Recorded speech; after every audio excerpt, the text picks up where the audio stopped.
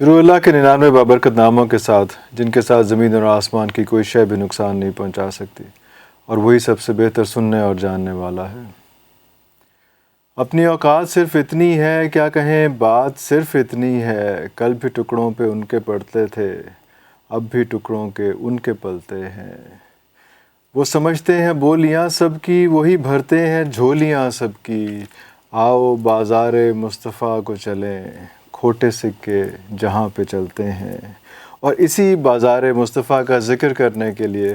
آج ہم نے جس خوش نصیب ہستی کو اپنے اسٹوڈیو میں دعوت دی ہے، انہوں نے اپنی زندگی کا مشن بنایا ہوا ہے کہ انہوں نے دربار مصطفیٰ کا ہی ذکر کرنا ہے اور سیرت نبوی کا ہی ذکر کرنا ہے زندگی بھر۔ جی میں بات کر رہا ہوں ڈاکٹر طارق شریف زادہ صاحب کی۔ سر بہت شکریہ آپ کے ٹائم کا۔ جزاک اللہ جزاک اللہ۔ سر یہ سارا سلسلہ شروع کہاں سے ہوا؟ بسم رب محمد کریم علیہ الصلاۃ والتسلیم۔ سب سے پہلے تو یادآوری کا شکریہ، اور میں یہ سمجھتا ہوں کہ الف ٹی وی جو ہے وہ اس معاشرے کے اندر ایک آئندہ زمانوں میں جھانکنے کا ایک ایسا دریچہ ہے جس سے ہم بہت روشن چہرے جو ہیں، بہت روشن منظرنامہ جو ہے اس سے اپنے دل کو اطمینان پا سکتے ہیں۔ اور اس کا سبب یہ ہے کہ اس کے پیچھے جو خیال اور فکر ہے وہ بڑی معنویت سے بھرپور ہے، اور معاشرے کے حوالے سے مجھے بہت عرصے کے بعد جب الف ٹی وی کا حوالہ مجھ تک پہنچا تو مجھے اندازہ ہوا کہ ہم شاید پہلی دفعہ کم از کم میڈیا کے اندر کوئی ایک مناسب اور متوازن سمت جو ہے اس کی طرف سفر ہم نے شروع کیا۔ تو یہ ایک بڑی بلیسنگ ہے پورے معاشرے کے لیے۔ بہت ممکن ہے کہ ابھی شاید یہ بہت سارے عام چینلز کی طرح لوگ اس کو بھی ڈیل کریں جیسے باقی چینلز ہیں، لیکن جس انداز میں، جس پیرائے میں، جس احتیاط کے ساتھ اور جس ایک نظریے کے ساتھ اس کا آغاز ہوا ہے، اور جیسے یہ آگے بڑھ رہا ہے اور پھل پھول رہا ہے، اور جیسے یہ معاشرے کے اندر زیر بحث آ رہا ہے، میں سمجھتا ہوں کہ ایک بڑا خیر پر مبنی معاملہ ہے۔ اللہ تعالیٰ اس چینل کے سارے ذمہ داران، مالکان، وابستگان، اور خاص طور پہ میاں ادریس صاحب کا اگر ذکر نہ کیا جائے تو یہ میں سمجھتا ہوں کہ واقعتاً یہ جو ہے زیادتی ہوگی اس اعتبار سے کہ ون مین آرمی ہیں جی وہ ماشاءاللہ۔ اور پھر ایک ان کی خوبصورتی یہ ہے کہ ایک تو اللہ ان کو خوبصورت خیال عطا کرتا ہے، پھر انہیں خوبصورت لوگ ٹیم کی شکل میں دے دیتا ہے تاکہ وہ ان کے خواب کی تکمیل میں ان کے دست و بازو بن سکے۔ تو یہ ایک بڑی ہی پازیٹیو اور مثبت تبدیلی ہے، اور میں سمجھتا ہوں کہ اس طرح کے ہمارے معاشرے کو بلا مبالغہ اس طرح کے بہت سارے چینلز کی ضرورت ہے جو مختلف سمتوں میں، مختلف حوالوں سے جو تعمیر شخصیت ہے اس کے حوالے سے کام کریں، اور صحیح جو مثبت ابلاغ ہے۔ اور میں ہمیشہ یہ کہا کرتا ہوں کہ آپ پاکستان کا خوبصورت چہرہ نہ دکھائیں، بے شک آپ پاکستان کا حقیقی چہرہ دکھائیں، کیونکہ حقیقی چہرہ ہی اتنا خوبصورت ہے کہ اگر وہ لوگوں تک صحیح معنوں میں پہنچنا شروع ہو جائے تو بہت ساری دنیا جو ہے اس کا دل اس ملک کے ساتھ پہلے سے زیادہ والہانہ انداز میں جو ہے وہ جڑنا بھی شروع ہو جائے گا، اور نئی نسل جو ہے اس کی تعلیم اور تربیت کا اہتمام بھی ہونا شروع ہو جائے گا۔ آپ کا سوال بڑا دلچسپ ہے، سوال تو یک سطری ہے، ایک ون لائنر ہے، لیکن اس کے پیچھے کتنی جو ایک ریاضت ہے اور ایک پورا سفر ہے، اس سارے کو شاید بیان کرنے لگیں تو بہت سارے دن اور بہت ساری راتیں اس طرح کی نشستوں کو درکار ہوں، لیکن میں اس کی سمری بیان کر دیتا ہوں۔ ہوا یہ جناب کہ میرا کیونکہ ہوم ٹاؤن چکوال ہے، اور ایک بڑا طبقہ جو ہے اس بات سے واقف ہے کہ میں چکوال سے ہوں، اور میں بڑا متعصب قسم کا چکوالیہ ہوں، یعنی بڑی والہانہ محبت رکھنے والا چکوالیہ ہوں۔ میں ان دوستوں میں سے ہوں کہ اگر مجھے علم ہو کہ میرے سامنے بیٹھا ہوا آدمی چکوال سے ہے تو وہ دنیا کی کسی بر اعظم میں مجھ سے ملے، کسی ایئرپورٹ پہ ملے، کسی کانفرنس سیمینار میں ملے، مجھے یعنی لاشعور میں میرے کہیں پختہ ہے کہ میں نے اس سے اپنی زبان جو ہمارے علاقے کی زبان ہے اس میں بات کرنی اور پھر حال احوال اور کچھ محبتیں جو وہ شیئر کرنی ہیں۔ چکوال ظاہر ہے ہوم ٹاؤن تھا، وہاں پیدا ہوئے، اور کیونکہ بہت کم لوگ اس بات سے واقف ہیں کہ میں اپنے والدین کی شادی کے 14 برس بعد ان کے یہاں پیدا ہوا۔ اب ایک ایسا صوفی گھرانہ، ایسا جی یس آئی واز دی ایلڈسٹ، تو وہ آپ سمجھ سکتے ہیں کہ ایک ایسا گھرانہ جس کا دین کے ساتھ اتنا گہرا جڑاؤ ہو، اور پھر اللہ اور اللہ کے اس کے ساتھ جو ہے وہ ایک کنٹریبیوشن اللہ تعالیٰ نے ان لوگوں سے خدمت لی، وہ بڑے لوگ تھے، اللہ نے ان سے اس کا اہتمام کروایا۔ تو وہ اس گھرانے کے اندر میں ہمیشہ کہتا ہوں کہ اگر خانہ بدوشوں کی بستی میں بھی ایک بچہ 14 سال کے بعد پیدا ہو تو اسے کیسی محبت ملتی ہے، اور تصور کریں کہ اگر کوئی پیرخانے میں پیدا ہو گیا ہو تو پھر آپ سمجھ سکتے ہیں کہ اس کے ساتھ کس تو کوئی تصور کر سکتا ہے کہ محبت کی کون سی وہ آخری منزل ہو سکتی ہے جہاں پہ جا کے لوگوں نے پیار دیا ہوگا۔ اور میں اس حوالے سے سچی بات ہے کہ بہت بلیسڈ فیل کرتا ہوں کہ وہ جو سب سے اہم بات، ایک پہلی نعمت تو اللہ کی طرف سے یہ مجھ تک پہنچی کہ اس گھرانے میں پیدا ہوئے اور وہاں اتنی والہانہ محبت ملی، اور پھر اس سے کئی گنا بڑی نعمت یہ ہے زندگی میں، اس کا اب وقت گزرنے کے ساتھ تھوڑی جب انسان کو زندگی کی سمجھ آنا شروع ہوتی ہے تو اندازہ ہونا شروع ہوا کہ اس سے کئی گنا بڑی نعمت یہ ہے کہ وہ جو محبت وہاں سے ملی تھی نا، وہ ہر آن ہر منٹ میں جو ہے نا وہ ملٹی پلائی ہوتی رہی۔ ارے واہ، کبھی ایسا احساس نہیں ہوا کہ یہ جو محبت کا ایک سائبان تنا ہوا ہے اس کی چھاؤں محدود ہونی شروع ہو گئی۔ میں آپ کی بات کر رہا ہوں، اشفاق احمد صاحب بھی کہتے ہیں کہ محبت جو ہے نا وہ تقسیم نہیں ہوتی، وہ ضرب ہوتی ہے، وہ ملٹی پلائی کرتی ہے۔ ان کے بارے میں بات کریں گے، بالکل آگے چل کے بات کریں گے جی، کیونکہ ان کا بھی میری زندگی میں ایک بڑا اساسی حوالہ ہے، اور ہم نے ان سے بہت ہمارے وہ محسنین میں سے جی، ہم نے ان سے بہت کچھ سیکھا، بہت کچھ جانا سمجھا، اور ان کی کشادہ ظرفی سے ہم نے بہت سیکھا، اس پہ بھی بات کریں گے۔ میں عرض کر رہا تھا کہ وہ اس گھرانے میں آنکھ کھلی، اور پھر ظاہر ہے جیسے کسی بھی گھرانے میں آنکھ کھلنے والے بچے کے لیے اس کے والدین کے کچھ خواب ہوا کرتے ہیں، تو ہمارے والدین جو تھے ان کا بھی یہ خواب تھا کہ جی ہم دین کے ساتھ ایک وابستگی ہو، قرآن حکیم حفظ کیا، پھر زندگی کی دوڑ میں جیسے سب دوڑنا شروع ہو جاتے ہیں، یہ ایک ریس ہے جس میں ان اناؤنس ریس ہوتی ہے، آپ اس میں دوڑ جب آپ کو ہوش آتی ہے تو بہت سارا فاصلہ طے ہو چکا ہوتا ہے، اور بہت سارا پسندیدہ اور بہت سارا غیر شعوری طور پر ناپسندیدہ اسے آپ کو طے کرنا پڑتا ہے، تو بس اس دوڑ میں شریک ہو گئے۔ ہوا یہ کہ میں اپیرنٹلی لوگ یہ سمجھتے ہیں کہ شاید مذہبی گھرانے کی وجہ سے اور پھر دین سے ایک وابستگی کی وجہ سے شاید یہ جو میرا اب بنیادی تعارف ہے پچھلے 25-30 سال کا، شاید یہ اس کی وجہ سے میں سمجھتا ہوں کہ مثلا میرا ایک زندگی میں بچپن سے ایک نہ جانے کیوں ایک خیال رہا کہ جو ایک روایتی ڈگر ہے ذرا اس سے ہٹ کے کام کیا جائے، اس سے ذرا منفرد اور مختلف کام کیا جائے، اور جس سمت لوگوں کی کم توجہ ہے اس طرف جو ہے وہ بستیاں آباد کی جائیں، یعنی تاکہ وہ پھر جب ایک آدمی ایک خیمہ لگاتا ہے تو پھر آہستہ آہستہ وہ خیمہ نہیں رہتا، پھر وہ بستی بن جاتا ہے، اور پھر منفرد لوگ ہوتے ہیں، مشکل لوگ ہوتے ہیں جو اپنے لیے مشکل فیصلے کرتے ہیں، اور دوسروں کے لیے تو مشکل فیصلہ کرنا جو ہے وہ آسان ہوتا ہے، اپنے لیے مشکل فیصلہ کرنا ذرا مشکل ہوتا ہے، لیکن فالوورز بننا آسان ہوتا ہے، بہت آسان ہے، لیڈر بننا ذرا مشکل ہوتا ہے، پتہ نہیں لیڈرشپ تو ہے یا نہیں، لیکن ایک بات ہے، میں عرض کر رہا تھا کہ جیسے قرآن حکیم حفظ کیا نا، تو میں اب میرے بزرگوں کی یہ خواہش تھی کہ میں اب حدیث کے حوالے سے جو ہے نا وہ کچھ باضابطہ طور پہ جو ہے میرا ذوق ڈیولپ ہو، رسول اللہ صلی اللہ علیہ وسلم کی زندگی جو ہے اس کو جاننے کی کوشش کریں۔ تو میرے استاد محترم جن کے پاس میں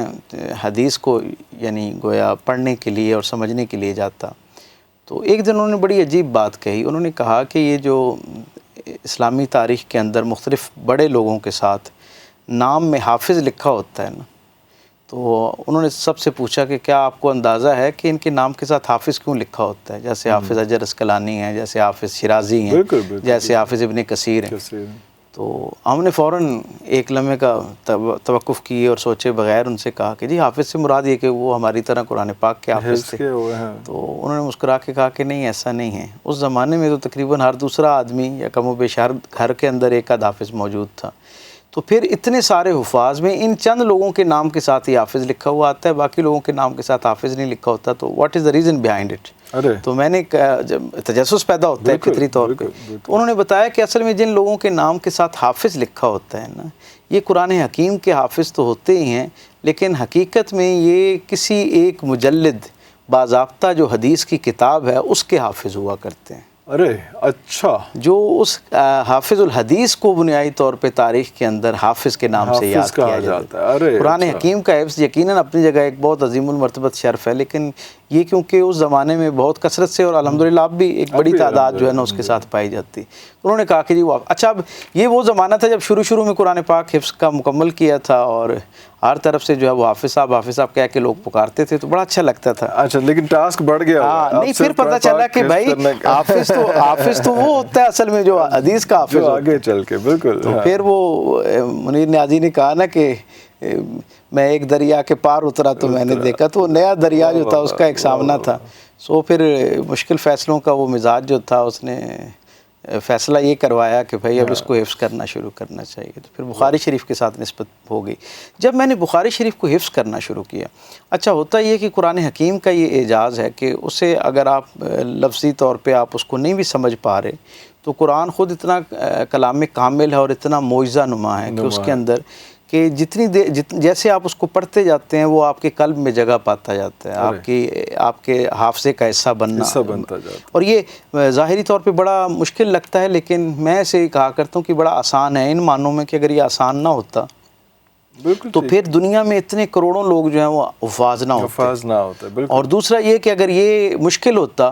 اور کوئی اور کتاب آسان ہوتی تو دنیا میں کسی اور کتاب سے وابستہ کوئی شخص بھی تو حافظ ہوتا ہے نا اس کتاب کا، کوئی کتاب اس نے اس طرح سے دیکھیں نا کوئی کتنی شاہکار کتابیں آئی ہیں، یعنی وار اینڈ پیس سے بہترین کوئی اپنے زمانے کا شاہکار کوئی تخلیق ہو سکتی ہے؟ نہیں ہو سکتی، لیکن اس کا کوئی حافظ دنیا میں کوئی موجود ہے، اس کے فالوورز بہت ہوں گے، اس کو پسند کرنے والے ہوں گے، اس کے کرٹک ہوں گے، اس کو کانٹیکسٹ ہیں ان کے ان چیپٹرز کو یاد کیے ہوئے یا کیا ہوا، لیکن اس کتاب کو سبقاً لفظ بہ لفظ جو ہے نا وہ کسی نے یاد نہیں کیا ہوگا۔ تو قرآن حکیم کا تو یہ اعجاز ہے، لیکن حدیث کے معاملے میں جب آپ آگے بڑھنا شروع کرتے ہیں اور اس خواہش کے ساتھ آگے بڑھتے ہیں کہ یہ آپ کے حافظے کا حصہ ہو جائے، تو اس وقت پھر آپ کو بنیادی عربی لغت جو ہے اس سے شناسائی حاصل کرنا پڑتی ہے، آپ کو بنیادی، پھر اس سے آپ کا کام آسان ہو جاتا ہے، پھر کیونکہ آپ جب مفہوم حدیث کا سمجھ رہے ہوتے ہیں تو الٹیمیٹلی کیا ہوتا ہے، اس کا فائدہ یہ ہوتا ہے کہ پھر آپ کو اسے حافظے میں محفوظ کرنا آسان ہو جاتا ہے۔ سو جب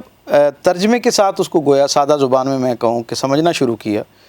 تو اندازہ ہونا شروع ہوا کہ رسول اللہ صلی اللہ علیہ وسلم کی جو زندگی ہے اس کے اندر کس درجے کی جو ہے وہ جدیدیت پائی جاتی ہے، اور کس درجے کی جو ہے نا ساری دنیا کے انسانوں کے لیے یہ جو ایک دعویٰ ہے نا، یہ صرف دعویٰ نہیں ہے، یہ کسی عقیدت کا نعرہ نہیں ہے، بلکہ یہ بڑی دیانتداری سے جب اس کا فہم کسی پہ کھلتا ہے تو پتہ چلنا شروع ہوتا ہے کہ اس کے اندر کتنے خیر کے جہان جو ہے نا وہ آباد ہیں۔ تو وہ میں ہمیشہ یہ کہا کرتا ہوں کہ رسول اللہ صلی اللہ علیہ وسلم کی جو زندگی ہے نا وہ اتنی مکمل زندگی ہے، اتنی کامل زندگی ہے کہ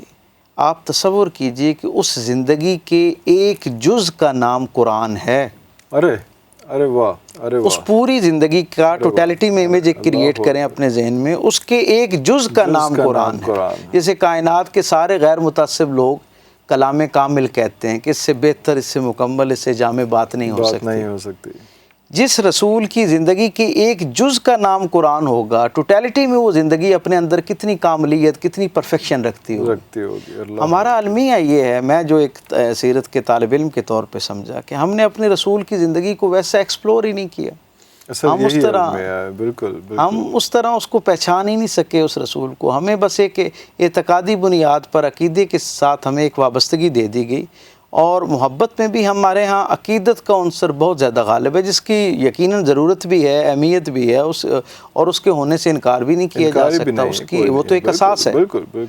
لیکن یہ محبت جو ہے اسے تھوڑا اگلے درجے میں آگے جانا چاہیے۔ میں ہمیشہ کہتا ہوں کہ یہ جو محبت ہے، یہ جو عقیدت کے ساتھ جس کی خوبصورتی عقیدت ہے،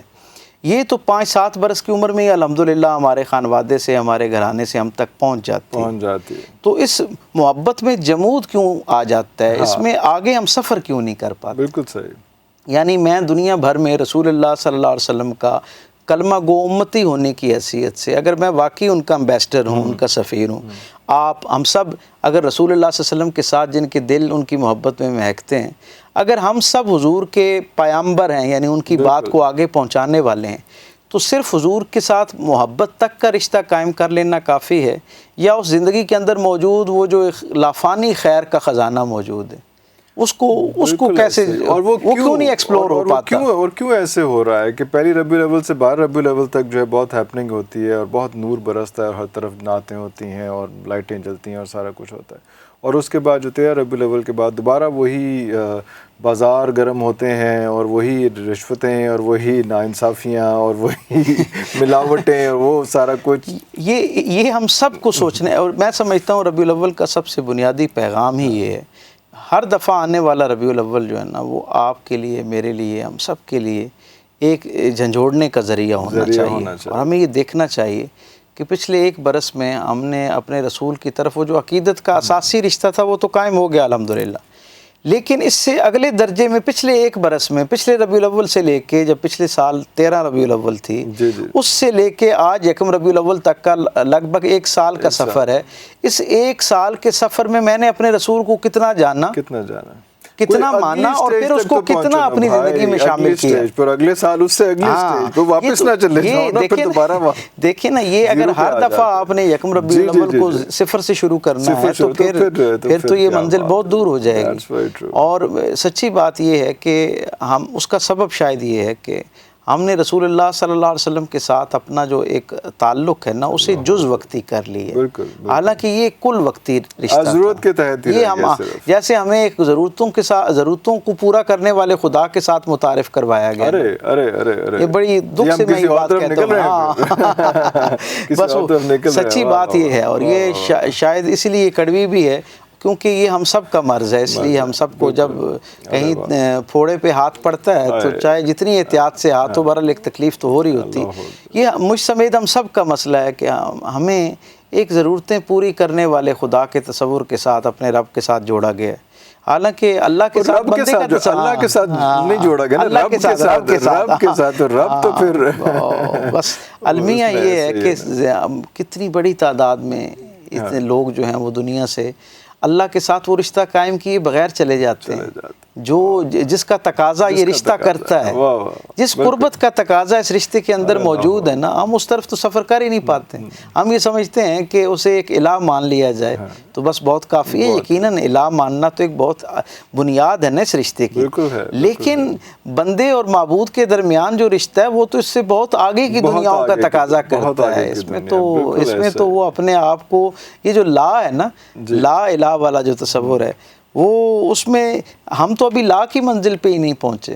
اگر لا کا مطلب کیا ہے؟ اپنے آپ کو مٹا دینا، یعنی اللہ کے ساتھ تعلق کی بنیادی اس بات پہ کہ سب سے پہلے اپنا چودھری مارا جائے، سب سے پہلے اپنے آپ کو مٹی کر دی جائے۔ جب یہ یعنی اللہ کی طرف بندے کی جو پہلا قدم ہے نا اس کے راستے میں، وہ سٹارٹ ہی اپنے آپ کو ختم کرنے سے۔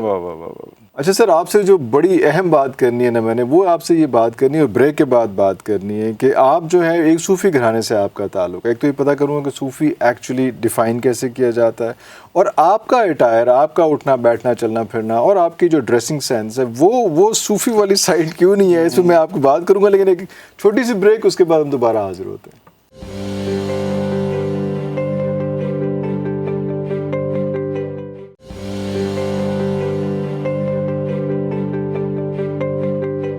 جی welcome back after the break. Sir, تو وہ یہ صوفی اٹائر تو نہیں ہے آپ کا، صوفی گھرانہ، اور آپ تو بڑے پوش، بڑے اسٹائلش، بڑی انگوٹھیاں، گھڑیاں، یہ ہیئر اسٹائل، یہ خوبصورت ویسٹ کوٹ، جب بھی آپ سے ملاقات ہوتی ہے بڑا بندہ اپنے آپ کو انفیریئر فیل کرتا ہے کہ یار اتنا خوبصورت آدمی اور اتنا، یہ کیسے، کیا؟ پہلی بات تو یہ جی کہ یہ دیکھنے والے کی اپنی نگاہ کا جو ہے وہ کمال ہے، اور اس کی اپنی خوبصورتی ہے جو اسے کسی اور میں نظر آ رہی ہوتی ہے۔ مومن کا آئینہ ہوا کرتا ہے، اور نہ جانے اسی لباس میں کتنے لوگ اور دیکھتے ہیں، لیکن ہر ایک کی طرف سے اچھا اب آ جاتے ہیں صوفی والی بات پہ، آپ کے اصل سنجیدہ سوال کی طرف۔ اصل میں ہوتا یہ ہے کہ ہمارے ہاں بہت سارے لوگ جو ہیں وہ بہت ساری ٹرمینالوجی کی جو اصل حقیقی تفہیم ہوتی ہے، جو اس کا اصل معنی ہوتا ہے، اس تک نہیں پہنچ پاتے۔ صوفی کے کون ہوتا ہے، یہ ایک بنیادی سوال ہے۔ اگر اس کو سمجھ لیا جائے تو پھر یہ سارا منظرنامہ جو ہے نا کھل جاتا ہے، بہت سارے سوالوں کے جواب از خود اس کے اندر جو ہے وہ انسان تک پہنچ جاتے ہیں۔ بہت سارے لوگوں نے صوفی یہ سمجھا کہ جنہوں نے صوف کا لباس پہن لیا وہ صوفی تھے۔ کچھ لوگوں کے نزدیک صوفی سے مراد وہ تھا جو پہلی صف میں کھڑے ہونے والے تھے۔ اپنے اپنے انداز سے مختلف لوگوں نے یہ بات کی، یعنی حضرت موسیٰ علیہ السلام جو ہے، سارے نبیوں کا احوال جہاں ملتا ہے اس میں کہیں نہ کہیں ان کے صوف کا لباس، ان کی زندگی کا حصہ ملتا ہے۔ حضرت موسیٰ علیہ السلام کو جب توریت پہ اللہ تعالیٰ اپنا لافانی کلام عطا کر رہا تھا توریت کے حوالے سے، تو اس وقت بھی ان کا لباس جو تھا وہ صوف کا تھا۔ غزوہ بدر کے اندر سرکار دو عالم جس وقت تشریف لے کے جاتے ہیں تو ہمیں نظر آتا ہے اس منظرنامے میں کہ شریک ہونے والے جو اصحاب ہیں حضور کے ساتھ، ان کی ایک بڑی تعداد جو ہے وہ صوف کے لباس میں ہے۔ اور اس سے بھی زیادہ دلچسپ بات یہ کہ وہ جو اللہ کی طرف سے نصرت اور مدد کے لیے وہ جو فرشتوں کا نزول تھا، ان کا جو قالب تھا اس پر بھی وہ صوفی لباس موجود تھا۔ تو ایک یقیناً اس کی ایک اپنی امپورٹنس تو ضرورت ہے، اپنی جگہ پہ موجود ہے، اس سے تو کوئی رائے نہیں ہو سکتی۔ لیکن اس میں کچھ لوگوں نے یہ بھی کہا کہ اصحاب صفا کے حوالے سے، میں اسی طرف ہی آ رہا تھا کہ جی لیکن ایک بڑی تعداد میں، اور وہ جس نے ملکہ بلقیس کا تخت لے کے جس کا نام آصف تھا، تو اس سے بھی صوفی شاید اس میں، یہ میں ایڈ کر لوں، بالکل ایسا ہی ہے، یہ ساری وہ باتیں ہیں جن کے جو اپنے اپنے زمانے میں مختلف لوگوں سے ہم تک پہنچتی ہیں. اب میں آپ سے عرض کروں ایک طالب علم کے طور پہ میں جو سمجھ پایا نا، میرے دل کے بہت قریب جو صوفی کی پہچان اور شناخت ہے نا، وہ میں کہوں گا کہ جو حضرت حضور سیدی فیض عالم حضرت داتا گنج بخش رحمۃ اللہ تعالیٰ علیہ، جن کے شہر میں اس وقت آپ اور میں ہم موجود ہیں، اور جن کی نسبت سے پچھلے 1000 برس کے تمام صوفیوں نے جن سے برکت پائی ہے، جن سے کچھ نہ کچھ فیض حاصل کی ہے. مجھے پچھلے 1000 سال کی اس امت کی تاریخ میں شرق تا غرب کوئی ایسا صاحب حال بزرگ نظر نہیں آتا کہ جس کی گردن جو ہے وہ عقیدت میں حضرت داتا گنج بخش رحمۃ اللہ تعالیٰ علیہ کے سامنے جھکی ہوئی نظر نہ آتی. تو ان سے بہتر صوفی کی تفہیم کون کر سکتا ہے؟ اور پھر سرکار دو عالم کے قریب تر کا زمانہ ان کو میسر آیا، تو اس نسبت سے بھی میں سمجھتا ہوں کہ ان کے ہاں ایک زیادہ تفہیم، اس کی بہتر اور محفوظ تفہیم جسے ہم کہتے ہیں وہ ہو سکتی ہے. آپ یہ کہتے ہیں کہ صوفی سے مراد یعنی اصحاب صفہ کی وہ صفات بھی ہیں، وہ سارا کچھ، اور وہ کہتے ہیں کہ اصل صوفی وہ ہے جس کا ظاہر اور باطن ایک جیسا ہو جاتا ہے. اللہ اکبر. جس کا ظاہر اور باطن جب ایک جیسا ہو جاتا ہے تو ظاہری طور پر وہ صوفیوں کے طور پر متعارف ہو یا نہ ہو، اسے دنیا صوفی سمجھ رہی ہو یا نہ سمجھ رہی ہو، لیکن وہ صوفی ہوا کرتا ہے. جبہ اور آپ کے ہاں کیونکہ اس زمانے میں جبہ و دستار جو تھا وہ ایک علامت بن گیا تھا، علامت بن چکا تھا، تو حضور سیدی فیض عالم داتا گنج بخش رحمۃ اللہ تعالیٰ علیہ نے خود اس کی ان معنوں میں نفی فرمائی ہے کہ ایسا حلیہ قائم کر لینا جس سے لوگ آپ کے بارے میں یہ گمان کرنا شروع ہو جائیں کہ آپ صوفی ہیں، جبکہ آپ اندر سے صوفی نہ ہوں. اگر ایک آدمی اندر سے صوفی ہے، اب اندر سے صوفی ہونے کا مطلب کیا کہ جس کا ظاہر اور باطن ایک جیسا ہو، جس کی مجلس اور تنہائی ایک جیسی ہو. جناب علی کرم اللہ وجہ الکریم نے فرمایا نا، ان سے کسی نے پوچھا کہ بندہ مسلمان کب ہوتا ہے اور مومن کب ہوتا ہے، تو انہوں نے کہا کہ جب بندے کی مجلس پاک ہو جائے تو وہ مسلمان ہوتا ہے، لیکن جب اس کی تنہائی پاک ہونا شروع ہو جائے تو وہ بندہ مومن ہونا شروع ہو جائے، تب وہ بندہ مومن ہوتا ہے. تو بندہ مومن اگر ہے اور پھر ظاہری وضاحت اس کی صوفیاء جیسی ہے تو الحمدللہ بہت اچھی بات ہے. لیکن لباس جو ہے یہ بہت بعد کا معاملہ ہے. ظاہری وضاحت یہ جو ایک حلیہ ہے یہ بہت بعد کا معاملہ اور بہت نچلے درجے کی ایک علامت ہے. مطلب آپ یونیفارم اچھی پہننے سے کلاس میں فرسٹ نہیں آ سکتے، بالکل ایسا، اور بہت اچھی وردی پہننے سے آپ بہت اچھے سپاہی نہیں ہو سکتے. سو ان معنوں میں ایک تو یہ ہمیں سمجھنا چاہیے کہ صوفی جو ہے اس سے صوفی کو اس کی دل کا صوفی ہونا ضروری ہے، اس کا ظاہر اور باطن ایک جیسا ہونا چاہیے. پھر دوسری شرط اس کی یہ ہے کہ اس کا دل جو ہے وہ اللہ کی ساری مخلوق کی طرف سے کینے سے، بغض سے اور گلے سے پاک ہونا چاہیے، شکوے سے پاک. پھر نہ کرنے والی گل ہے سر، یہ کام مشکل ہے، بغض اور شکوہ بھی نہیں. دیکھیں کتنی محنت کرنا پڑتی ہے اپنے معاشرے کے کسی باوسائل آدمی کے ساتھ اپنی دوستی کا رشتہ قائم کرنے میں. کتنا پی آر پہ خرچ کرتی ہے دنیا، پوری دنیا میں، شرق تا غرب، جدید دنیا میں دیکھیں، قدیم دنیا میں دیکھیں، ہر زمانے کا ایجنسی اس پہ کام کرتی ہے. اپنے معاشرے کا ہی غلطیوں سے، کوتاہیوں، خامیوں سے بھرپور شخص جو تھوڑا سا مجھ سے سماجی طور پر بہتر ہے، اس سے دوستی تعلق قائم کرنے کے لیے محنت سے، مشقت سے گزرنا پڑتا ہے. جو کائنات کا خالق اور مالک ہے، اگر کسی شخص کے دل میں یہ خواہش پیدا ہو کہ میرا اس کے ساتھ پی آر ڈیولپ ہو جائے اور وہ اس درجے پہ چلی جائے کہ تعارف سے ایک درجہ آگے جا کے وہ مجھے بطور دوست قبول کر لے، تو اس دوستی کے لیے پھر کچھ نہ کچھ مشقت سے تو گزرنا پڑتا ہے نا. اس کی مخلوق کے معاملے میں پھر آپ کو، کیونکہ آپ کو یہ علم ہونا چاہیے کہ اللہ کا بندے کے ساتھ جو تعلق ہے نا، اس کی بنیاد بندے کا بندے سے تعلق ہے.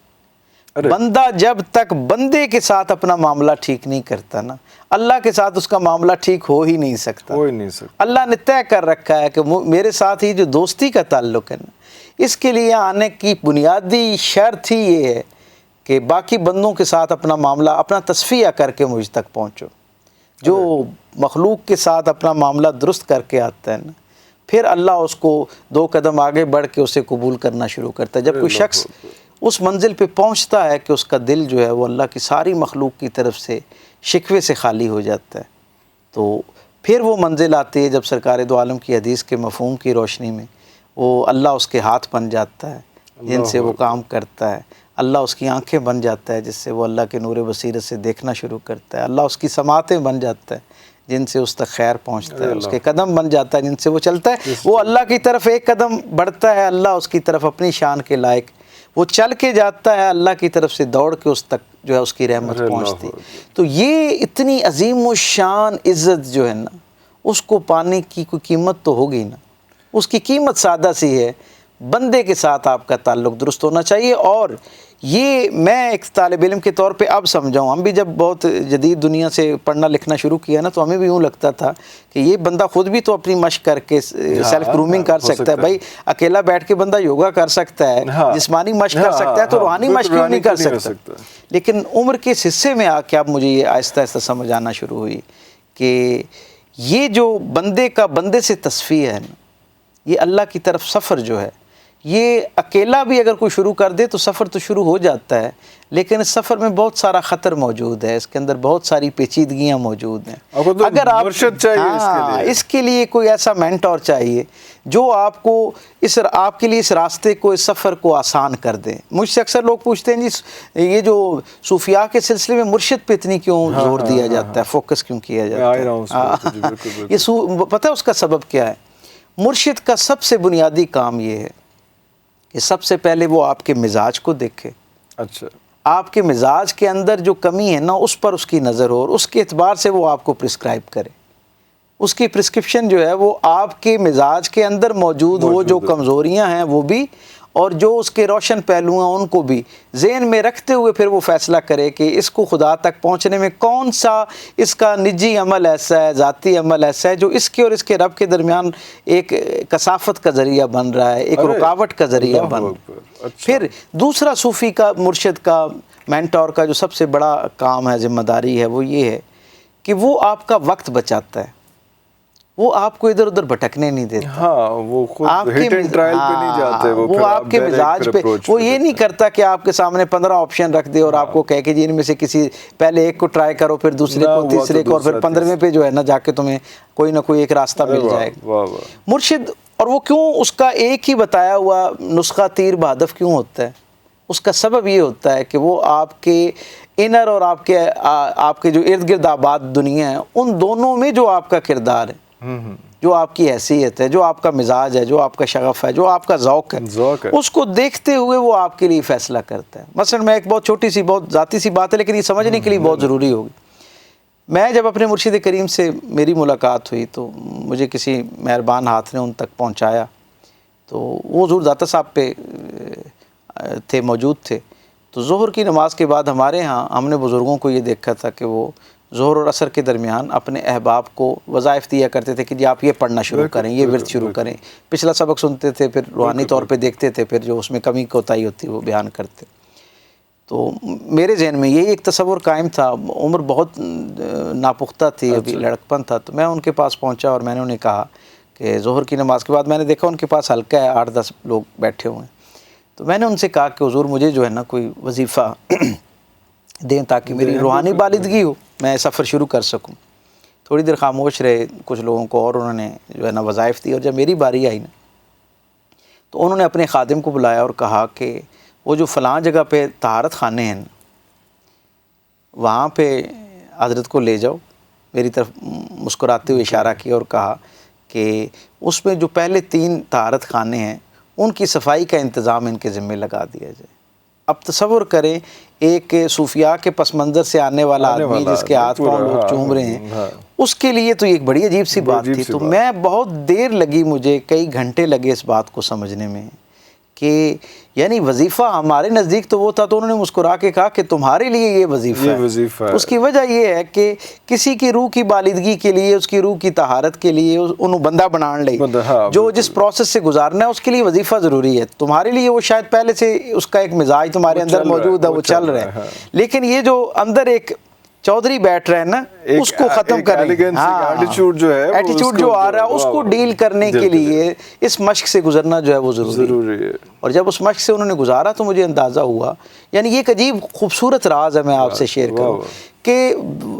جب آپ اسماء گرامی کا تواتر کے ساتھ ورد کرتے ہیں تو اس سے بھی آپ کو ایک کیفیت حاصل ہو رہی ہوتی ہے, بالغی حاصل ہوتی ہے, پیوریفیکیشن ہوتی ہے, اور آپ کو محسوس ہوتا ہے کہ آپ پہلے کی نسبت زیادہ بہتر ہو رہے ہیں. لیکن میں پوری دیانتداری سے کہہ سکتا ہوں, اپنا ذاتی تجربہ, بہت سے لوگ اس سے اختلاف بھی کر سکتے ہیں, لیکن میں سمجھتا ہوں کہ وہ جو مشق جس سے میں گزرا نا، جتنا تیزی سے اس نے مجھے پیوریفائی کیا، وہ میں سمجھتا ہوں وظائف جو ہیں شاید اس سے کم از کم میری ذات کی حد تک وہ پیوریفیکیشن نہیں ہو پا رہی تھی۔ تو کہنے کا مقصد یہ کہ مرشد، مینٹور، وہ آپ کے مزاج کے حساب سے جو آپ کی کمی ہوتی ہے نا، اس کو پورا کرنے کا آپ کو نسخہ عطا کرتا ہے۔ اور اللہ تک پہنچنے کا بندہ جو ہے نا وہ بنیادی میڈیم ہے، وہ بندہ صحیح بندے کا مل جانا جو ہے نا۔ میں اکثر یہ بھی بات سیکھی ہے زندگی سے میں نے، اور صاحب حال لوگوں سے سیکھی ہے، کہ انسان کی عظیم ترین خوش نصیبیوں میں سے خوش نصیبی یہ ہے کہ صحیح آدمی اپنے مزاج اور ذوق کے مطابق صحیح آدمی تک پہنچ جائے۔ ارے یہ پہنچنے کا سفر بڑا مشکل ہے، اور یہ بالکل نصیب سے ملتا ہے۔ اور مرشد اچھا اگر مل جائے، اور اگر اچھا نہ ملے تو یہ آپ دونوں طرف ظاہر ہے پھر اس سے وقت آپ کا برباد ہوتا ہے۔ مرشد بنیادی طور پہ کیا کرتا ہے، وہ میں یہ سمجھا کہ مرشد کی ذمہ داری جہاں آپ کی روحانی بالغی اور اس کا میڈیم کیا ہے، کیونکہ مرشد اس راستے سے خود گزر کے گیا ہوتا ہے، اسے اس بات کا علم ہوتا ہے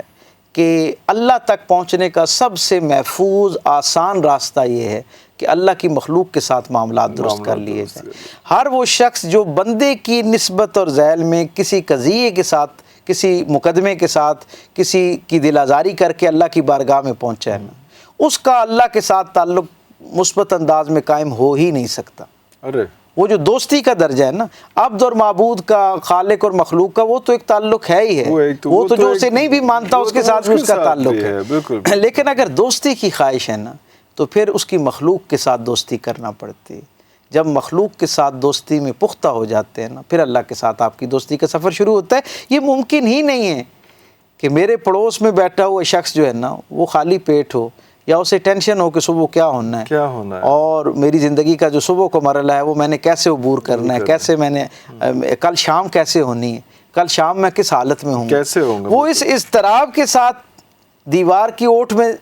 اپنی چارپائی پہ اپنی بستر پر کروٹیں بدل رہا ہے، اور میں مصلی بچھا کے اللہ کے ساتھ راز و نیاز کرنا چاہتا ہوں۔ میرا رب جو ہے وہ تو دیوار کے دونوں طرف دیکھ رہے ہیں۔ بالکل۔ ہر دو صورتوں میں اپنے ارد گرد جو لوگ ہیں ان کے ساتھ تعلق کو جب آپ اس میں خالص ہونا شروع ہو جاتے ہیں نا، خود بخود آپ کے معاملات درست ہونا شروع ہو جاتے ہیں۔ میں لگ بھگ 1000 صوفیاء کی زندگی کا طالب علم ہوں جن کو میں نے پڑھا، پوری ذمہ داری سے میں یہ بات کہہ سکتا ہوں، مجھے کسی ایک صوفی کے احوال میں ایسا نہیں ملا کہ کسی نے صرف ورد، وظائف، اوراد، عبادات، نوافل، تلاوت، اس سے صرف اللہ کو پا لیا ہو۔ ہر ایک کی زندگی کے اندر خدمت کا ایک منفرد احوال نظر آتا ہے، اللہ کی مخلوق کی خیر خواہی کا الگ احوال نظر آتا ہے۔ جب تک آپ اس خدمت کے راستے سے، میڈیم سے اللہ تک نہیں پہنچتے نا،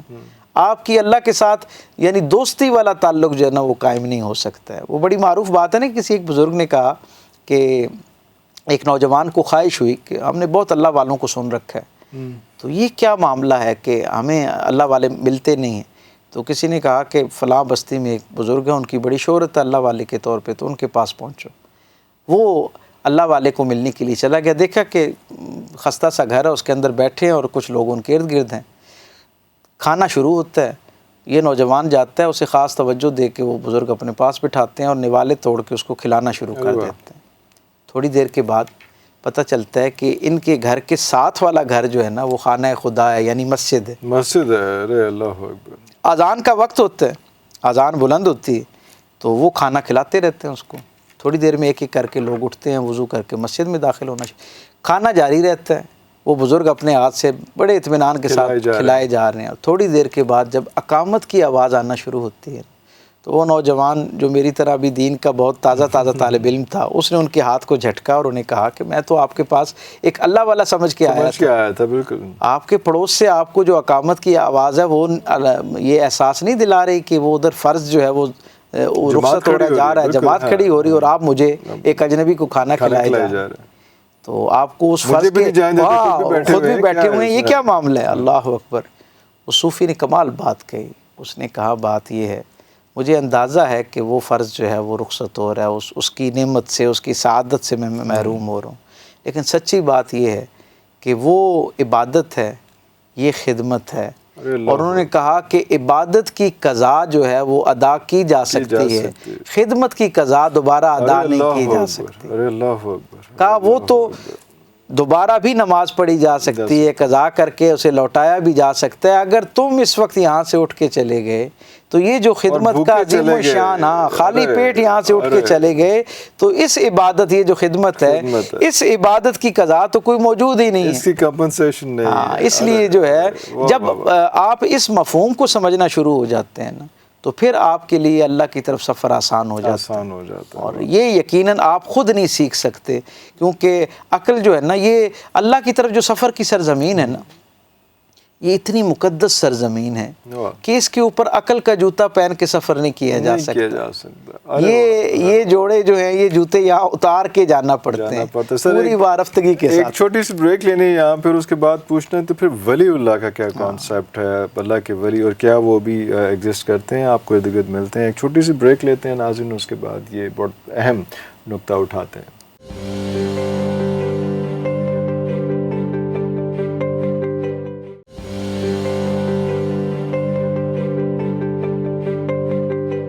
welcome back after the break. Sir مجھے یہ بتائیے، جیسا سے پہلے بات ہو رہی تھی کہ یہ ولی اللہ پھر کیا ہوتے ہیں؟ ہم نے بہت سارا کچھ، بہت سے لوگوں کو بہت چیپٹرز ڈسکس کیے۔ ولی اللہ ابھی بھی ہوتے ہیں، ملتے ہیں، ملاقات ہوتی ہے، نظر آتے ہیں، یا بس میرے حکیم سعید صاحب کے سامنے کسی شخص نے یہ سوال کیا کہ ہم اتنے اولیاء کا ذکر سنتے ہیں اور آپ سے بھی سنتے ہیں، اور طبیعت کے اندر ایک تحریک بھی پیدا ہوتی ہے، ذوق شوق بھی پیدا ہوتا ہے، ان کو بڑا آئیڈیلائز بھی کرتے ہیں، لیکن کیا یہ صرف ماضی میں ہوا کرتے تھے، ہمارے زمانے میں نہیں ہوتے؟ تو آپ کیا مجھے جو ہے نا کسی ولی سے نہیں ملا سکتے؟ تو انہوں نے کہا کہ میں کسی ولی سے ملنے کا نسخہ تو شاید نہیں بتا سکتا، لیکن میں تمہیں ولی بننے کا نسخہ بتا سکتا ہوں۔ ارے واہ، ارے واہ، دیکھیں اور مسئلہ آسان ہو گیا نا، تم تو صرف ولی کو دیکھنے کے لیے جا رہے تھے، میں تمہیں ولی بننے کا نسخہ بتا سکتا ہوں۔ تو اس نے کہا جی وہ کیا ہے؟ تو انہوں نے کہا کوئی بات جو ہم نے پہلے کی کہ اللہ کی مخلوق کے ساتھ معاملات درست کرنا شروع کر دیں، اور دوسرا اللہ کے ساتھ دوستی کی بنیادی شرط یہ ہے کہ اس میں سے شکوے کو خارج کر دیا جائے۔ شکوے کو خارج کر دیا جب اللہ کے ساتھ شکوے کی بنیاد پر آپ کا تعلق ہوتا ہے، جتنا شکوہ آپ کا اللہ کے ساتھ تعلق جو ہے اسے کمزور کرتا ہے، کوئی اور چیز کمزور نہیں کرتی۔ یہ جو عدم توکل ہے نا، اس سے شکوہ پیدا ہوتا ہے۔ ہم سب جانتے ہیں نا، ان اکرمکم عند اللہ اتقاکم، اللہ کے نزدیک سب سے زیادہ صاحب عزت کون ہے؟ جو صاحب تقوی۔ یہ تقوی پتہ ہے کیا ہوتا ہے؟ ظاہری طور پر تو اس کا مطلب یہ ہے، جو براہ راست سمجھ آنے والی بات ہے، کہ اپنے آپ کو گناہوں کے مقابلے میں قوی کرنا، مضبوط کرنا، اسے تقوی کہتے ہیں۔ لیکن صوفیاء کیا ہے، اس کے ایک اور بڑا کمال تعریف ہے، وہ یہ کہتے ہیں کہ وہ جو غیر متوقع صورتحال ہے نا اللہ کی طرف سے آپ کی زندگی کے اندر، جو ان ایکسپیکٹڈ زندگی میں ہو رہا ہوتا ہے، جس پہ آپ کو یقیناً دکھ ہو رہا ہوتا ہے، اس ان ایکسپیکٹڈ کے نتیجے میں جو دکھ پیدا ہوتا ہے نا، اسے شکوے میں ڈھلنے سے بچانا جو ہے نا، یہ اصل میں تقوی کہلاتا ہے۔ اپنے آپ کو اس سے بچانا جو ہے، اس مشق سے گزارنا، وہ تقوی کہلاتا ہے۔ اور اللہ والوں نے تو کیا خوبصورت بات کی، وہ کہتے ہیں یہ جو تقوی ہے نا،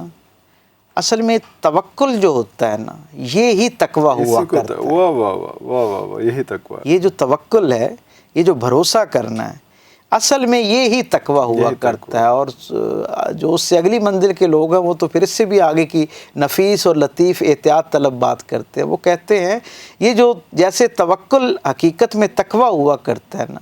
اسی طرح توقع حقیقت میں توکل ہوا کرتی ہے۔ توقع، توکل اور تقوی، یہ ایک ہی رنگ کے مختلف جو ہے نا وہ خوبصورتی ہیں جو ہمارے سامنے کھلتی ہیں۔ اس لیے صوفیاء کہتے ہیں کہ لا موجود الا ہو جو ہے نا،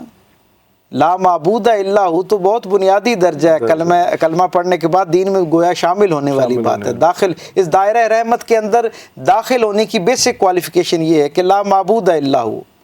لیکن وہ کہتے ہیں کہ پھر اگلا درجہ جو ہے نا اس سے وہ یہ ہے کہ لا مقصود الا ہو، لا مطلوب الا ہو، لا موجود الا ہو۔ جب آپ اللہ کی ساری مخلوق سے بے نیاز ہو کے اللہ کے ساتھ ایک دوستی کے رشتے کی طرف بڑھنا شروع ہوتے ہیں نا، تو یہ ممکن ہی نہیں ہے کہ دوستی کے اندر اللہ کی طرف شکوے کا گمان کیا جا سکے۔ جب آپ کو یہ یقین ہو جاتا ہے کہ کائنات میں سب سے طاقتور ہستی جو ہے وہ میرا معبود ہے، میرا رب ہے، اور میں اس کے ساتھ رشتہ دوستی میں موجود ہوں. تو یہ کیسے ہو سکتا ہے کہ میرا اس مختصر سی زندگی کا جس شخص کے ساتھ رشتہ ہے 10 20 سال 50 سال کا، اور وہ میرا دوست ہے، میرا اس کے بارے میں گمان ہے کہ وہ میرا دوست ہے، میں اس سے اپنی خیر خواہی کے علاوہ کسی چیز کی توقع نہیں کر سکتا، بھلائی کے علاوہ اپنے فائدے کے علاوہ کسی چیز کی اس سے توقع نہیں کر سکتا کہ اس سے مجھ تک کوئی اور چیز پہنچ سکتی ہے. تو میں اپنے رب کے بارے میں یہ کیسے بدگمان ہو سکتا ہوں کہ اس کی طرف سے کوئی چیز میرے لیے مشکل کا ذریعہ بن سکتی ہے، تکلیف کا ذریعہ بن سکتی ہے. جب اس کے ساتھ تعلق استوار ہو گیا تو پھر ہر حالت جو ہے وہ شکر کی حالت ہونی چاہیے.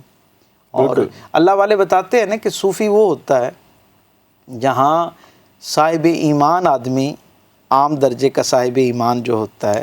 جس منظر نامے میں صبر کرتا ہوا نظر آتا ہے، صوفی وہاں پر شکر کرتا ہوا نظر آتا ہے. ارے اللہ اکبر، وہ شکر کرتا ہے. جب اس تک تکلیف عام آدمی تک پہنچتی ہے تو ظاہر ہے فطری بات ہے، تکلیف پہنچنے پہ تکلیف ہوتی ہے. تو تکلیف پہنچنے پہ تکلیف ہونے کے بعد اگر کوئی شخص صبر کر رہا ہو نا تو وہ بھی بھلا آدمی، لیکن وہ عبد اور معبود کے رشتے میں یہ بھی بڑا عظمت والا مقام ہے. لیکن اگر کوئی دوستی کے مقام پہ چلا گیا نا تو پھر اس کے پاس ایک ہی اللہ کے ساتھ کیفیت جو ہے نا وہ اس کو جوڑنے کا ذریعہ بنتی ہے، اور وہ شکر کی کیفیت ہوتی ہے. اسے یعنی جتنی زیادہ تکلیف پہنچ رہی ہوتی ہے وہ اتنا زیادہ سرشاری کے ساتھ اس کا شکر ادا کرتا ہے کہ ساری مخلوق سے اس نے میرا انتخاب کی ہے. یعنی لوگ نعمتوں کے حوالے سے انتخاب کرنے پر تو شکر ادا کر رہے ہوتے ہیں، لیکن صوفی ایسے کل وقتی دوستی کے رشتے میں جا چکا ہوتا ہے اس منزل پہ کہ اسے اللہ کی طرف سے پہنچنے والا ہر وہ چیز جو نیگیٹو ہے یا ظاہری طور پر پازیٹیو ہے، اس کے نزدیک وہ خیر پر ہی مبنی ہے. وہ جانتا ہے کائنات میں میرا سب سے بہترین خیر خواہ میرا رب ہے، اور اس سے مجھ تک خیر کے علاوہ اور کچھ نہیں پہنچ سکتا. جب اس درجے کا تعلق استوار ہو جاتا ہے نا پھر اللہ کی طرف سے جو ہے وہ معاملات آنا شروع ہوتے ہیں. اور اس مشق تک پہنچنے، اس یقین کو پانے کے لیے پھر کسی نہ کسی درویش، کسی نہ کسی ایسے شخص کو جس نے اس راستے پہ پہلے سفر کر رکھا ہو، اس مینٹور کو لینا پڑتا ہے. وہ شاعر نے کیا خوبصورت کہا ہے نا کہ راز فقیراں دی محفل تو پایا، راز فقیراں دی محفل تو پایا، بندے نے بندے نو بندہ بنایا. بندے نے بندے نو بندہ بنایا. بندے کو بندہ بنانے کے لیے بندے کی بڑی ضرورت ہوتی ہے. اللہ اگر چاہتا نا تو عرفان بھائی ایک صبح جیسے اس نے رسول رحمت کے قلب اطہر پر قرآن کو نازل کیا تھا نا، ایک صبح مکہ میں رہنے والے سارے لوگ قرآن کو اپنے سینے میں محفوظ کیے ہوئے اٹھتے، سارے صاحب ایمان ہوتے. اللہ کے لیے کوئی مشکل تھا؟ وہ جو ایک پاکیزہ قلب پہ اتار سکتا ہے اس کے لیے ساری مخلوق کے قلب پہ اس کو اتارنا کوئی مشکل تھا؟ اس عزت میں سب کو شریک کر لیتے. لیکن ہر زمانے میں ہدایت کے لیے رسول کو متعین کرنا صرف کتاب بھی کافی تھی. ڈائریکٹ بھی کتاب بھی تو دی جا سکتی تھی نا، اس کے لیے تو کوئی مشکل نہیں تھا. ہر زمانے میں ایک مینٹور کو ساتھ کیوں بھیجا؟ اس کتاب کو سمجھانے کے لیے ایک ہستی کو ساتھ رکھنا کیوں ضروری ہے؟ حقیقت میں یہ ایک ہم سب کی انڈائریکٹ تربیت کا ایک ذریعہ ہے. یہ پیغام ہے اللہ کی طرف سے کہ اس نے یہ طے کر رکھا ہے کہ بندے کو بندے کے تعلق میں جو ہے اس کے تھرو مجھ تک پہنچانا ہے. اچھا، ہم نے یہ کیوں کر لیا یہاں پہ کہ ہم لوگوں نے حضور صلی اللہ علیہ وسلم کے جو خلافت سے پہلے ہیں سارے، نبوت سے پہلے کے 40 سال اور اس کے بعد کا ٹائم، ہم نبوت سے پہلے کا جو ٹائم تھا جس میں انہوں نے اپنے آپ کو جو ہے وہ ایک اس قسم کا صادق اور امین انسان ثابت کیا، اور اس کے بعد 40ویں سال میں نبوت شروع ہوئی، پھر پورا 23 سال باقی کے اس میں پہلا پروسیس ہم بڑے آرام سے کسی حد تک امٹ کر جاتے ہیں. میں اکثر یہ کہا کرتا ہوں کہ یہ جو دین آپ اور مجھ تک پہنچا ہے نا،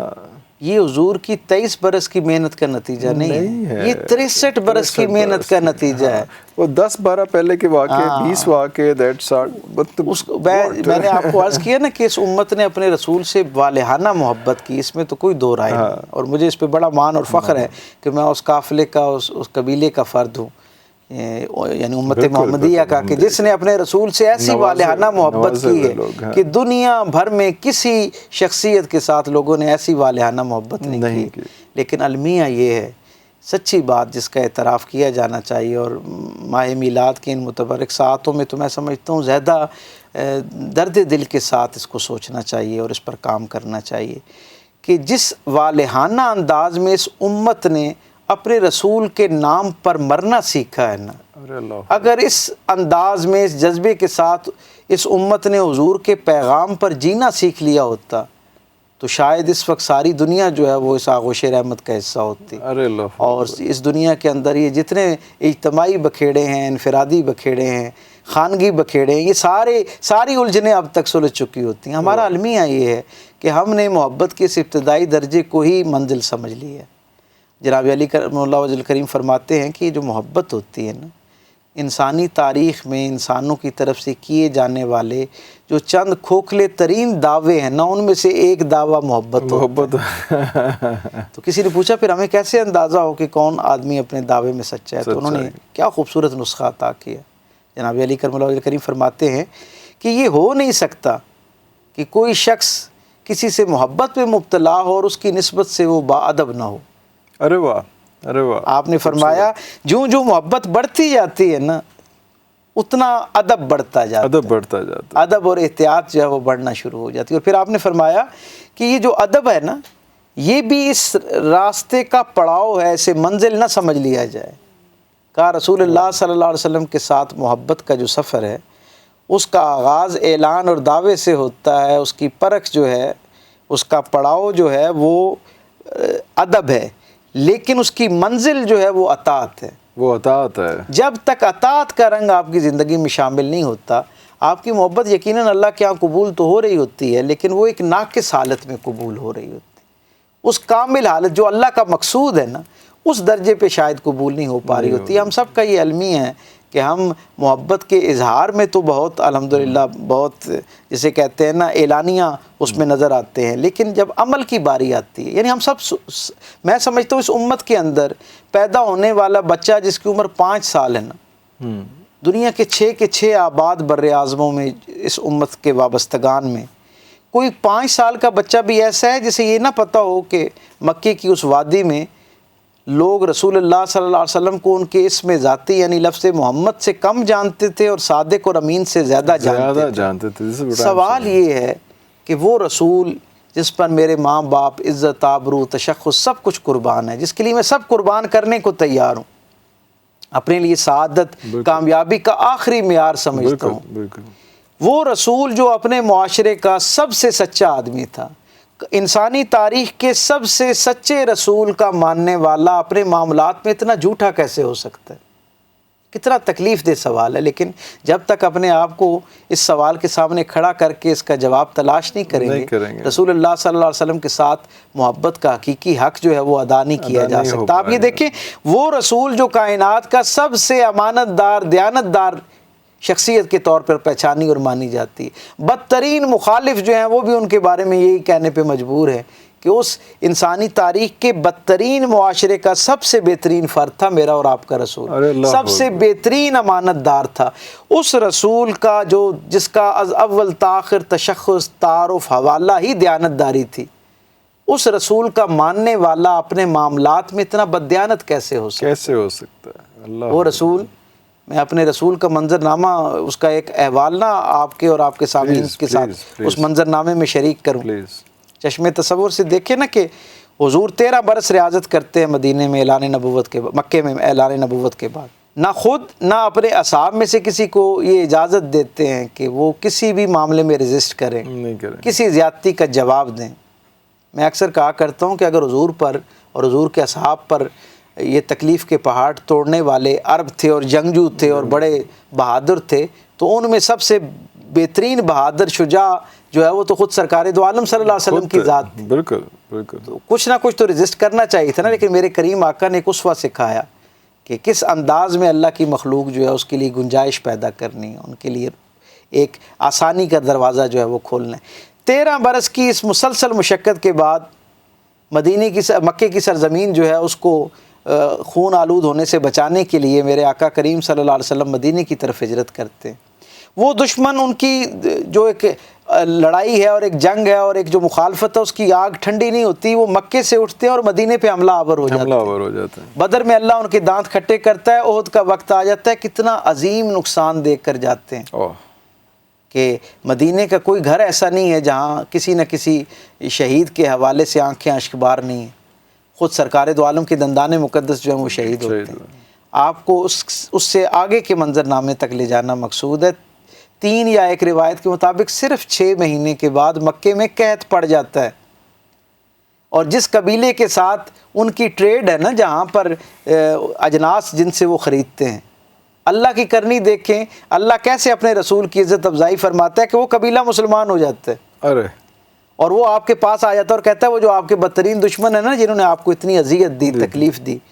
ان کے ساتھ لین دین کا معاملہ ہمارا چل رہا ہے. تو اگر آپ وہ ہمارے ہاں لینے کے لیے آئے ہیں، اجناس لینے کے لیے آئے ہیں، ہم نے رات ان کو قیام کے لیے روکا ہے اور آپ کے پاس آ گئے ہیں صرف مشورہ کرنے کے لیے، آپ حکم فرمائیں ان سے کیا سلوک کرنا ہے. ارے آپ چاہیں تو مدینے سے سواریاں لیں اپنے ساتھ، صبح ہونے سے پہلے ان کو اپنے قبضے میں لے لیں، ان کی جان لے لیں. چاہیں تو ان کو قید کر کے اپنے ساتھ مدینہ لے آئیں. جیسا آپ کا دل ٹھنڈا ہوتا ہے نا ویسا کریں. میرے کریم آقا نے پتہ جواب میں کیا کہا؟ آپ نے فرمایا اس وقت ان پہ مشکل وقت ہے. اور پھر وہ حملے کی نیت سے سفر کر کے نہیں آئے، ضرورت کی نیت سے تم تک پہنچے. نہ صرف یہ ان کو اجازت دی کہ ان کے ساتھ کھلے دل کے ساتھ تجارت کر کے، بلکہ یہ کہا کہ اگر اہل مکہ میں سے کوئی شخص ادھار پر کوئی چیز طلب کرے اور اس کے پاس تسلی بخش ضمانت موجود نہ ہونا، تو مجھ سے مشورہ کیے بغیر یہ طے کر لینا کہ میں اس کا ضامن ہوں، اگر وہ نہیں دے گا تو میں دوں گا. ارے اللہ یہ کن کی ضمانت دی جا رہی ہے؟ یہ کن سے اس نے سلوک کیا جا رہا ہے جو جان لینے کے لیے بدترین دشمن. میرے کریم رسول کا یہ اسوہ میرے اور آپ کے ایمان کو تو تازہ کرتا ہے، ایک جلا بخشا، ایک کیفیت آتی. لیکن جب یہی مرحلہ مجھے اپنے گھر میں درپیش ہوتا ہے، اپنے بھائی کے ساتھ، اپنے کزن کے ساتھ، اپنے پڑوسی کے ساتھ، اپنے بزنس پارٹنر کے ساتھ، تو میں اس وقت حضور کی زندگی کے اسوے کا یہ پہلو جو ہے اسے کیوں بھول جاتا ہوں، اسے کیوں فراموش کر دیتا ہوں؟ کیا صرف حضور کے نام پر چراغاں کر لینا، گھروں کو سجا لینا، پکوان پکانا، مبارکبادیں دینا، محافل میلاد، سیرت کانفرنسز، یہ سارا کچھ کر لینا کافی ہے؟ یہ سارا خیر پر مبنی عمل ہے. کون ذی شعور آدمی اس کی اہمیت سے انکار کر سکتا ہے؟ لیکن بات یہ ہے کہ کیا اس سارے کے کرنے سے ماہ میلاد کا حق ادا کیا جا سکتا ہے؟ کیا یہ خوشی جو ہے وہ اس وقت تک ادھوری نہیں ہے جب تک رسول اللہ صلی اللہ علیہ وسلم کا وہ اسوہ جو ہم نے اس 1 مہینے میں سنا ہے وہ ہماری زندگی کے اندر شامل ہونا شروع نہ ہو جائے؟ آپ دیکھیں نا، میں روز اس بات سے، اس مرحلے سے گزرتا ہوں. ہم حضور کی زندگی کے احوال لوگوں کے سامنے رکھتے ہیں، لوگ اسے سنتے ہیں. میں ہمیشہ یہ پوچھتا ہوں کہ کیا ان میں سے کئی واقعات ہم نے کئی دفعہ سن رکھے ہوتے ہیں. میرے رسول کی زندگی کا زندہ معجزہ ہے بھائی. جتنی مرتبہ آپ سنتے ہیں ہر مرتبہ ایک سرشاری عطا کی جاتی ہے. اللہ اکبر. پیغام یہ ہے، جس رسول کا ذکر سننے سے اس درجے کی سرشاری ملتی ہے، اس رسول کا ذکر اپنانے سے کس درجے کی سرشاری حاصل ہوتی ہے، اسے صرف وہ جان سکتا ہے جو اسے اپناتا ہے. ارے اللہ اکبر. یہ سب کچھ جو کیا جا رہا ہے اگر یہ اخلاص نیت کے ساتھ ہو تو یقیناً اللہ سے اس پر اجر کی امید نہیں، یقین رکھنا چاہیے. لیکن یہ محبت جناب علی کرم اللہ وجہ کریم کی اس فرمان کے مطابق اس وقت تک ناقص ہے جب تک حضور کی زندگی کے پاکیزہ رویے میری زندگی میں شامل نہیں ہوتے، حضور کی عادات کریمہ جو ہے وہ میری زندگی کا حصہ نہیں بنتے. بھائی روزانہ کی بنیاد پر یہ سب کچھ جو کر رہے ہیں اس کے ساتھ اتنا جو اہتمام ہو رہا ہے، تو روزانہ جب بستر پر جائیں تو سونے سے پہلے پوری دیانتداری کے ساتھ ایک مرتبہ اپنے رسول کے اسوہ کے سامنے، حضور کی زندگی کے سامنے اپنے آپ کو رکھیں، اپنی زندگی کو رکھیں اور پھر دیکھیں کہ آپ کی زندگی کا وہ کون سا رویہ، وہ کون سی عادت، وہ کون سا جیسچر ایسا ہے جو اللہ کے رسول کی زندگی سے متصادم ہے، جو اس سے ٹکرا رہا ہے، جو اس کے خلاف ہے. میں کہتا ہوں بہت زیادہ نہ کوشش کریں، روزانہ کی بنیاد پر ایک ایک اپنی خامی جو ہے نا اس کو خوبی میں بدلنا شروع کریں. یقین مانیں ربیع الاول کا چاند جو ہے وہ اپنے اختتام پر نہیں پہنچے گا کہ آپ کو اپنے آپ سے خوشبو آنا شروع ہو جائے گی، اور اس خوشبو کے وہ جو حصار ہے اس کے اندر آپ کا گرد و پیش بھی شامل ہو جائے گا. آپ کے ساتھ وابستہ لوگ جو ہیں، آپ یہ دیکھیں رسول اللہ صلی اللہ علیہ وسلم کا یہ خاصہ ہے کہ ابو سفیان جیسی شخصیت پتہ کیا کہہ رہی ہے؟ وہ کہتی ہے کہ حضور وہ تھے جب وہ نجاشی کے سامنے پیش ہوئے تو ابو سفیان نے کیا عجیب بات کہی. اس نے پوچھا نا کہ ان سے تو میں نے تعارف سن لیا جعفر بن طیار سے، تو آپ بتائیں کہ آپ کے نزدیک کیا ہے؟ تو ابو سفیان نے پتہ کیا جواب میں کہا؟ اس نے کہا مجھے باقی تو نہیں پتہ، لیکن ایک بات کا پتہ ہے کہ اس بستی میں جس کا نام مکہ ہے، اگر کسی شخص کو یہ پتہ چل جائے نا کہ اس کا کل ہونے والا معاملہ رسول اللہ صلی اللہ علیہ وسلم کے ساتھ درپیش ہے، اس کا کوئی ایسا کام ہے جو حضور کے ساتھ اس کا پڑ گئے، تو وہ اپنی رات جو ہے وہ اطمینان کے ساتھ، نیند کے ساتھ گزارتا ہے، کیونکہ اسے پتہ ہے کہ اگر یہ میرا معاملہ رسول اللہ صلی اللہ علیہ وسلم کے ساتھ ہے تو اس کا مطلب یہ ہے کہ میرا معاملہ اللہ کی رحمت کے ساتھ ہے، اللہ کے خیر کے ساتھ ہے، اس میں عافیت اور آسانی ہی میرے لیے پیدا کی جائے گی۔ وہ رسول جس کا از اول تا آخر حوالہ آسانیاں پیدا کرنا ہے، بشارتیں دینا ہے، اس کی ماننے والوں کی زندگی میں یہ رویہ کیوں جھلکتا ہوا نظر نہیں آتا ہے؟ اس سوال کا جواب دریافت کر لینا میں سمجھتا ہوں ربیع الاول کی خوشی کو منانے کا حقیقی حق جو ہے وہ ہو سکتا ہے۔ سر آخری سوال وہ یہ ہے کہ کس طرح سے ہم سیرۃ النبی پڑھنا شروع کریں، کس طرح سے، کون سے پوائنٹس ہیں امپورٹنٹ جو پڑھنا شروع کریں، کیسے کیسے لے کے چلیں، یا کوئی کتاب کھولیں پڑھنی شروع کریں؟ میں آپ سے عرض کروں، میرا رسول جو ہے نا، آپ ایک لمحے کے لیے تصور کریں، ایک سوال جو ویسٹ میں بہت زیادہ ہم سے کیا جاتا ہے کہ ایک ایسی شخصیت جس نے آج سے 1500 سال پہلے اپنی زندگی گزاری ہو، اور لک و دک صحرا ایک ریموٹ ایریا ہے جہاں آج بھی پہنچنے کے لیے اتنی ویرانے سے گزر کے پہنچنا پڑتا ہے، اس ہستی کی جو زندگی ہے اس کے بارے میں یہ دعویٰ کرنا کہ دنیا کے کسی زمانے کا، کسی مزاج، کسی ماحول، کسی سماج، کسی علمی فکری سطح کا آدمی اپنی زندگی کے لیے رہنمائی چاہے تو اس زندگی کو جاننا شروع کرے، یہ کتنا بڑا دعویٰ ہے۔ تو وہ کہتے ہیں کہ یہ کیسے ممکن ہے؟ تو میں انہیں، اور اپیرنٹلی کہتے ہیں کہ حضور کی جو زندگی ہے وہ ایک بڑی عام زندگی نظر آتی ہے، ایک تسلسل کے ساتھ، اس میں کوئی انہونا پن نظر نہیں آتا۔ تو میں ایک طالب علم کے طور پہ جب اس پہ سوچتا ہوں تو مجھے یہ جواب ملتا ہے کہ میرے کریم رسول کی جو زندگی ہے نا، اسے اللہ نے اتنا سمپل اسی لیے رکھا تاکہ کوئی بھی اس سے جس وقت چاہے روشنی کشید کر سکے۔ اب میں یہ سمجھاؤں کہ حضور کی جو پوری زندگی ہے نا وہ استعارے پر مبنی ہے، علامات پر مبنی ہے، علامات پر مبنی۔ ہر آدمی کی زندگی میں بے شک والدین موجود بھی ہونا تو کوئی ایک زمانہ ایسا لازمی آتا ہے جب اسے یتیمی کا احساس ہونا شروع ہوتا ہے۔ اللہ نے رسول کی زندگی میں یتیمی اس لیے رکھی کہ جب میری اور آپ کی زندگی میں یہ احساس بیدار ہونا، والدین، وسائل سب کے ہوتے ہوئے جب آپ اپنے آپ کو تنہا اور بے بس محسوس کریں تو رسول رحمت کے اس اسوے کی طرف دیکھیں کہ حضور نے اس کو کس باوقار انداز سے گزارا ہے اس زمانے کو۔ ہر آدمی کی زندگی کے اندر ایک غار حرا ہونا چاہیے جس میں وہ بیٹھ سکے اور بیٹھ کے پوری یکسوئی کے ساتھ اپنے رب کے ساتھ تعلق جو ہے اسے مضبوط کرنا شروع کرے، اس کی بنیادیں استوار کرے۔ ہر آدمی کی زندگی کوئی می ٹائم ہونا چاہیے اس کا جس میں جو وہاں پہ گزارے، بالکل جہاں اس جگہ اپنے آپ کو رکھ کے گزارے۔ اسی طرح ہر آدمی کی زندگی جو ہے نا اس کے اندر کسی نہ کسی انداز میں، بے شک وہ ساری زندگی ایک گھر اور ایک شہر میں گزار دے، کہیں نہ کہیں کسی نہ کسی انداز میں ہجرت کا ایک مقام لازمی موجود ہوتا ہے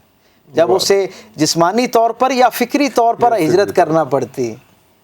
اپنے 10 سال پہلے کے نظریے سے ایک قدم پیچھے ہٹنا پڑتا ہے اور کسی نئی دنیا کی طرف، نئی فکر کی طرف جانا پڑتا ہے، اپنی اصلاح کرنا پڑتی۔ تو جب زندگی میں وہ مرحلہ آئے تو آپ کو پتہ ہونا چاہیے کہ آپ کے رسول کا اسوہ کیا تھا، آپ کے کریم رسول نے کس یعنی باوقار اور والہانہ انداز سے اس سارے معاملے کو ڈیل کیا۔